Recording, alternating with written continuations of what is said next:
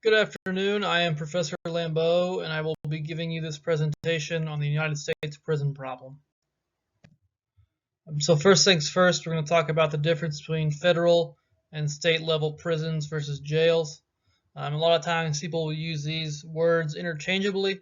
They're not the same, but to be honest, going forward, I'm also going to use them interchangeably. Prison is at the federal level and it holds convicted criminals. Prison camps and penitentiaries also have their own definitions, but really the same gist, same thing, honestly. Also, at the federal level, there are correctional facilities, which is defined as a prison focused on rehabilitation. Now, what's interesting about this definition is that it implies that prisons are not typically focused on rehabilitation, they're focused on punishment. After that, there's detention centers, which hold pretrial and present federal criminal defendants. Now, at the state level, you have jail. Jail detains people awaiting trial or sentencing. That's all it does. Correctional facility, again, is a prison focused on rehabilitation. And then state prisons also exist, and they're usually less secure than federal prisons. Also important to note that both detention centers and jails prey on poor people who cannot pay bail, and also poor people who can pay bail.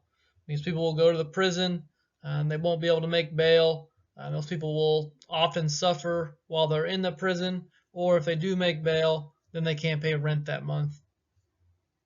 In addition to everything I've just said, I want to preface the rest of the video by saying that I've never been to prison. I don't have like a law degree or anything. This is all just information I found online. If you know someone that's been to prison and they say what I said was wrong, they're probably right, because I've never been there. I visited a prison like 15 years ago, but that's it. Caveat off that is that if they're a cop, they're a bastard and a liar, so don't trust them. Moving forward, you also have private and public prisons. Now, private prisons are prisons that are operated by private companies. So essentially what happens is someone has a lot of money and then they build a prison and they say, hey government, I need people to put in my prison. And the government says, what are you going to do for me? And they say, I'll give you money if you give me criminals. And the government says, okay. And so the inmates are locked in the private prison. But then how does the prison make money? Well, they charge the inmates for everything. They make the inmates pay for some food, for clothes, for toiletries, pretty much anything. Phone calls they'll have to pay for, a lot of stuff like that. And that way the private prison gets money, and they use that money to lobby for more criminals, essentially, to be locked up in their private prison. Corporations like Geo Group, CoreCivic, and LaSalle, they run prisons in 26 states. These prisons allegedly save money for the government, and they don't have a lot of government oversight. They rose with the war on drugs, but to be honest, it was not a significant rise, and these are not as popular as everyone says. Public prisons, on the other hand, are prisons paid for and operated by taxpayers. They have government-enforced standards for inmate rights, safety, hygiene, and health care. However, caveat off that, those standards are often ignored. So just like I just said, these private prisons, not that great. Public prisons, not that great. So more differences on private versus public prisons. People will often say private prisons are this huge issue, and they're a serious problem that's affecting day-to-day American lives, and they're preying on the innocent and the weak, and they are. They are preying on poor people, and that's a serious problem. However, there's only 115,000 private prison inmates in the United States in 2019. Granted, it was a 32% increase in 19 years prior. And public prisons have 1.2 million, 2021, which is a 25% decrease. So obviously these public prisons are the overwhelming majority of actual prisons in the United States. These pictures down here below are just random prison images I found on Google. I couldn't confirm whether they're private or public, so do with that information what you will.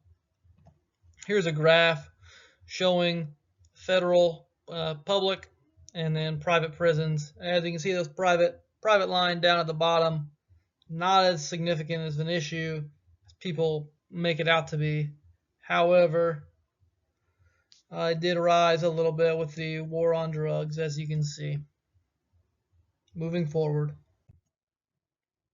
See, the real problem isn't the private prisons, it's the United States incarceration rates. As you can see from this graph, the United States incarceration rates are just a little bit bigger than every other country on the freaking planet. Here's a better graph showing you every country. Obviously, we are one of the darker ones, which means we are putting more people in prison than everyone else. We're the best at that, I guess, and then Russia's the second. Just a few numbers there if you want to put it in perspective. We are putting 6 times as many people in prison as Canada, 9 times as many in Germany, and 16 times as many people in prison as Japan. And you'll think, oh, well, it's always been like that. No, you're wrong. As you can see from this graph, prison and jail sentencings have risen significantly since 1920. Granted, so did our population, but it still seems like a pretty far jump. Moving forward. So now we'll talk about United States prisons versus other countries. So in the United States, like I said earlier, these prisons are most often focused on punishment and not rehabilitation. And then prisoners have few resources when they're actually incarcerated.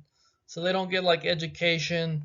Like I said, they have to pay for phone calls. They don't have a lot of contact with the outside world.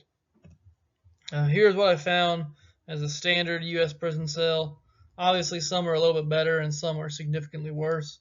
This is what I found to be the standard. Most often we're talking about like gold standard prisons. People will bring up Norway, which they're right. Norway is kind of the odd man out as far as like worldwide prisons go, because theirs are really nice, but they work. Norway's prisons focus on rehabilitation, and they're smaller and community-based, and they'll do like prison counseling and stuff like that instead of just locking you away for however many years. This is a normal Norway prison cell. Looks closer to a hotel room. You can see on the bed there, or on the table by the bed, it looks like a TV remote, and you can see a TV hanging up right in front of the bed. So they do have entertainment options. They can pursue education while they're in prison, and like I said earlier, they have counseling, and they're treated with a lot more respect in the United States prisons.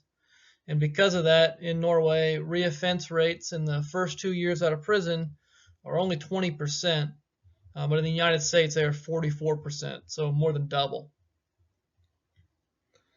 Now we're going to talk about a little bit about the conditions in United States prisons. I won't talk about it too much. I'll just throw out some headlines I'm sure you can read, and I'm sure if you do any Googling, you'll find many, many, many more of these kind of headlines that just say our prisons are terrible. One of the reasons our prisons are terrible, question has to be asked, do our prisons use slave labor? Yes, they do. A report in 2022 found that 800,000 out of 1.2 million prisoners in the United States work for an average hourly wage of 13 cents to 52 cents on average. Some states, such as Alabama, Arkansas, Georgia, Mississippi, and Texas, don't pay inmates anything. I'll tell you a little secret. If you're working for free and it's not voluntary, that is slavery. Prisoners provide an estimated $11 billion in goods and services to the United States every single year. A few examples, they'll make park benches, tables, military clothing and equipment, braille books, license plates, and a little bit more. In addition to all that, some prisoners in California will firefight during the California wildfires. They will make at most $5 a day, and they'll often die while they're fighting fires. In addition to that, once they're done fighting fires, they can't use any of the qualifications that they had firefighting in the civilian world. So they just risk their life for no money and then get nothing out of it. Another misconception that people have about United States prisons are, can ex-felons vote? And the answer is sometimes.